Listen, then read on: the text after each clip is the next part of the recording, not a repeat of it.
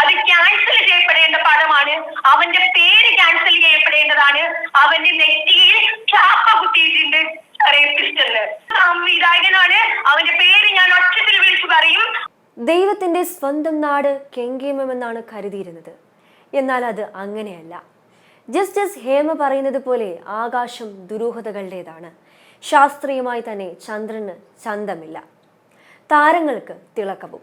ചലച്ചിത്ര മേഖലയിൽ തങ്ങൾ നേരിട്ട ലൈംഗികവും മാനസികവുമായ ചൂഷണങ്ങളുടെ വിവരങ്ങൾ 51 പേരാണ് ഹേമ കമ്മീഷൻ മുൻപാകെ മനസ്സ് തുറന്നത്. സിനിമാ മേഖലയിലെ പ്രമുഖർ ഉൾപ്പെടുന്ന ഒരു 15-അംഗ പവർ ടീം മലയാള സിനിമാ മേഖലയെ അടക്കി വാഴുന്നുണ്ട്. അതിൽ ഉൾപ്പെട്ടിട്ടുള്ളത് പ്രമുഖരും ആണെന്നുള്ള വാർത്ത ഏറെ ഞെട്ടലോടെയാണ് കേരളം കേട്ടത്. എന്നാൽ ആ 15 ടീമിലുള്ള ആളുകൾ ആരാണെന്നോ അവരുടെ പേര് വിവരങ്ങളൊന്നും അതിജീവിതർ പുറത്തു പറയാനോ പുറത്തു വിടാനോ തയ്യാറായിരുന്നില്ല. കാരണം അവർ നാളെ പൊതുയിടങ്ങളിൽ ഒറ്റപ്പെട്ടേക്കാമെന്ന ഭയമൊക്കെ കൊണ്ടാകാം. അതേസമയം ഒരു അതിജീവിത തന്റെ തൊഴിലിടത്തിൽ തനിക്ക് ഒരു സംവിധായകനിൽ നിന്നും നേരിട്ട പൈശാചികവും ക്രൂരവുമായ സമീപനത്തെ പറ്റി ലോകത്തോട് തുറന്നു പറഞ്ഞിരിക്കുകയാണ്, പേരും വിവരങ്ങളും അടക്കം. ഒരു സ്വകാര്യ മാധ്യമ സ്ഥാപനത്തിനോട് സംസാരിക്കവെയായിരുന്നു അവർ വെളിപ്പെടുത്തലുകളുമായി എത്തിയത്. ഈ അതിജീവിത നിലവിൽ മാനസിക നില തകർന്ന നിലയിലാണ്. ഇപ്പോഴും ആ സംവിധായകന്റെ സാന്നിധ്യം ഈ അതിജീവിതയെ വിടാതെ പിന്തുടരുകയുമാണ്. എടുത്തു പറയേണ്ട കാര്യം, ആ സംവിധായകൻ സിനിമാ മേഖലയിലെ നവാഗതനായിരുന്നിട്ട് കൂടി സ്ത്രീകളെ ചൂഷണം ചെയ്യാനും പലവിധ മാനസിക സംഘർഷങ്ങളിലേക്കും അവരെ വലിച്ചിഴയ്ക്കാനും പ്രാപ്തമായ ചെയ്തികൾ ചെയ്യാൻ അവർക്ക് അവസരം ഒരുങ്ങുന്നു എന്നുള്ളത് ഏറെ ഭയപ്പെടുത്തുന്ന കാര്യമാണ്. അതിജീവിതയുടെ ഓഡിയോ സന്ദേശം കേൾക്കാം. അതുകൂടി ചേർക്കാൻ ഞാൻ ഉദ്ദേശിക്കുന്നുണ്ട്. വളരെ എളുപ്പമാണ് ഇവർക്ക്.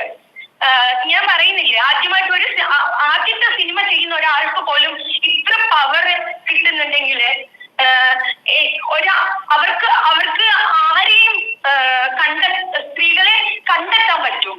കണ്ടെത്തി അവർക്ക് റേപ്പ് ചെയ്യാൻ പറ്റും. റേപ്പ് ചെയ്യാൻ ഇടങ്ങളുണ്ട്. ഇവരുടെ പ്രീ പ്രൊഡക്ഷൻസ് പോസ്റ്റ് പ്രൊഡക്ഷൻസ് നടക്കുന്ന ഇടങ്ങളിലൊക്കെ റേപ്പാണ് നടക്കുന്നത്. എന്റെ സുഹൃത്തുമല്ല, ഞാൻ ഇയാളുടെ സിനിമ അസിസ്റ്റ് ചെയ്തിട്ടുമില്ല. എന്റെ ട്രോമയുടെ അവസാന ഘട്ടത്തില് ഞാൻ ട്രോമയിൽ ഇരുന്ന് പുറത്ത് വരാതിരുന്ന കാലഘട്ടങ്ങളിൽ എന്നെ ഇമോഷണലി ബ്ലാക്ക്മെയിൽ ചെയ്യുന്ന ഘട്ടങ്ങളിൽ പൈസ പല രീതിയിൽ പണം എന്റെ ബാങ്കിലേക്ക് എത്തിക്കാമെന്നുള്ള രീതിയിൽ. പക്ഷേ അവിടെയൊക്കെ ഞാൻ എന്റെ ബോധം കൊണ്ട് പിടിച്ചു നിന്നു. എനിക്കറിയാമായിരുന്നു സംവിധായകനാണ്. അവന്റെ പേര് ഞാൻ ഒച്ചത്തിൽ വിളിച്ചു പറയും. അവന്റെ പേര് ലിജു കൃഷ്ണ എന്നാണ്. അവൻ ചെയ്ത സിനിമയുടെ പേര് പടവെട്ട് എന്നാണ്. അത് ക്യാൻസൽ ചെയ്യപ്പെടേണ്ട പടമാണ്. അവന്റെ പേര് ക്യാൻസൽ ചെയ്യപ്പെടേണ്ടതാണ്. അവന്റെ നെറ്റിയിൽ ചാപ്പ കുത്തിയിട്ടുണ്ട് റേപ്പിസ്റ്റ് എന്ന്. അവൻ മരിക്കുന്നവരെ വരെയും റേപ്പിസ്റ്റായി മാത്രമേ അവശേഷിക്കത്തുള്ളൂ. ഇന്ന് ഞാൻ ഈ ശബ്ദം ഉയർത്താൻ കാരണം, ഹേമ കമ്മീഷൻ റിപ്പോർട്ട് വന്നപ്പോൾ പലരും ചോദിക്കുന്നുണ്ടല്ലോ, സർവൈവേഴ്സ് എന്തുകൊണ്ട് പുറത്തു വന്ന് ശബ്ദിക്കുന്നില്ല എന്നുള്ളത്. ഈ ശബ്ദം ഞാൻ എടുത്ത ശേഷം ഞാൻ ഈ കട്ടിലയിൽ കിടന്നു പോകും. അത്ര പോലും നിവർന്നു നിൽക്കാൻ എനിക്ക് ഇനിയും ആരോഗ്യമായിട്ടില്ല. മാത്രമാണ് ഞാൻ പുറം ലോകം കാണുന്നു എന്ന് പറയുന്നത് ഹോസ്പിറ്റൽ മാത്രമാണ്. ഇപ്പോഴും എനിക്ക് ചുറ്റും കുറച്ചു പേര് രാവും പകലും ഉറങ്ങാതെ കാവലിരിക്കുകയാണ്. അപ്പോ ഹേമ കമ്മീഷൻ റിപ്പോർട്ട് വന്നപ്പോ സർവൈവേഴ്സ് സംസാരിക്കുന്നില്ല എന്ന് ഇവിടുത്തെ പ്രമുഖരായിട്ടുള്ള ആൾക്കാർ വരെ പറയുമ്പോ സർവൈവേഴ്സ് ഇവിടെ ഉണ്ട്. സംസാരിക്കേണ്ട